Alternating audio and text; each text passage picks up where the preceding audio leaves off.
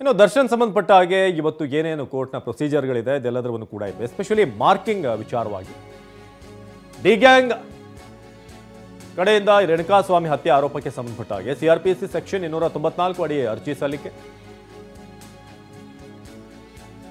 ಕೋರ್ಟ್ಗೆ ಅರ್ಜಿ ಸಲ್ಲಿಸಲಿರುವಂತಹ ಪ್ರಾಸಿಕ್ಯೂಷನ್ ದಾಖಲೆಗಳನ್ನ ಮಾರ್ಕ್ ಮಾಡೋದಕ್ಕೆ ಅನುಮತಿ ಕೋರಿ ಅರ್ಜಿ.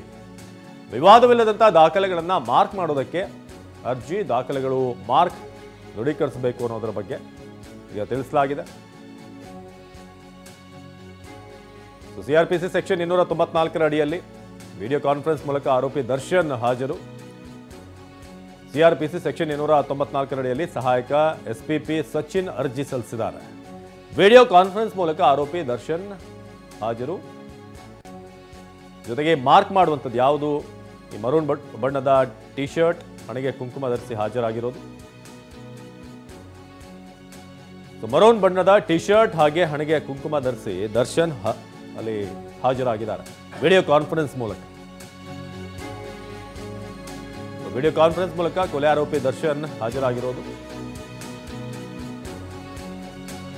ಈ ದಾಖಲೆಗಳ ಮಾರ್ಕಿಂಗ್ ಸಂಬಂಧಪಟ್ಟ ಹಾಗೆ ಅರ್ಜಿ ಸಲ್ಲಿಸಲಾಗಿತ್ತು. ಯಾಕಂದ್ರೆ ಈ ವಿಚಾರಣೆ ತ್ವರಿತವಾಗಿ ಆಗಬೇಕು ಅಂತಂದ್ರೆ ಈ ಸಾಕ್ಷಿಗಳ ವಿಚಾರವಾಗಿ ಅಥವಾ ಏನು ಡಾಕ್ಯುಮೆಂಟ್ಗಳಿದೆ ಸೊ ಅದನ್ನು ಮಾರ್ಕ್ ಮಾಡುವ ಸಂಬಂಧಪಟ್ಟ ಹಾಗೆ ಅರ್ಜಿ ಸಲ್ಲಿಸಲಾಗಿದೆ. ಸೊ ನಟ ದರ್ಶನ್ ಅಂಡ್ ಗ್ಯಾಂಗ್ ಕೋರ್ಟ್ಗೆ ಹಾಜರ್, ವಿಡಿಯೋ ಕಾನ್ಫರೆನ್ಸ್ ಮೂಲಕ ಹಾಜರಾಗ್ತಾರೆ. ಸೊ ಇವತ್ತು ಮರೂನ್ ಬಣ್ಣದ ಒಂದು ಟಿ ಶರ್ಟ್ ಹಾಗೆ ಹಣೆಗೆ ಕುಂಕುಮ ಧರಿಸಿ ವಿಡಿಯೋ ಕಾನ್ಫರೆನ್ಸ್ಗೆ ದರ್ಶನ್ ಹಾಜರಾಗಿದ್ದಾರೆ. ಸೊ ಚಿತ್ರದುರ್ಗದ ರೇಣುಕಾಸ್ವಾಮಿ ಕೊಲೆ ಆರೋಪಕ್ಕೆ ಸಂಬಂಧಪಟ್ಟ ಹಾಗೆ ದರ್ಶನ್ ಮತ್ತು ಉಳಿದಂಥವರು ವಿಡಿಯೋ ಕಾನ್ಫರೆನ್ಸ್ ಮೂಲಕ ಹಾಜರಾಗುವಂಥದ್ದಿದೆ. ಜೊತೆಗೆ ಈ ಸಿಆರ್ಪಿಸಿ ಸೆಕ್ಷನ್ 294 ಅಡಿಯಲ್ಲಿ ಸಹಾಯಕ ಎಸ್ಪಿಪಿ ಸಚಿನ್ ಅವರು ಅರ್ಜಿಯನ್ನು ಸಲ್ಲಿಸಿದರು. ಸೊ ಈ ಒಂದು ಅರ್ಜಿ ಸಂಬಂಧಪಟ್ಟ ಹಾಗೆ ಈಗ ಸಾಕ್ಷಿಗಳ ವಿಚಾರಣೆ ಒಂದು ಕಡೆ, ಇನ್ನೊಂದು ಕಡೆ ಈ ದೋಷಾರೋಪ ಪಟ್ಟಿ ಸಂಬಂಧಪಟ್ಟ ಹಾಗೆ ಸಲ್ಲಿಕೆ ಪ್ರಕ್ರಿಯೆ ಇತ್ತು. ಸೊ ಅದಾದ ನಂತರ ಏನೇನು ಆಗಬೇಕು ಪ್ರಕ್ರಿಯೆಗಳು ಇದು ಆಗ್ತಾ ಇದೆ ಈಗ. ಸೊ ವಿಡಿಯೋ ಕಾನ್ಫರೆನ್ಸ್ ಮೂಲಕ ಡಿ ಗ್ಯಾಂಗ್ ಈಗ ಹಾಜರಾಗಿದೆ.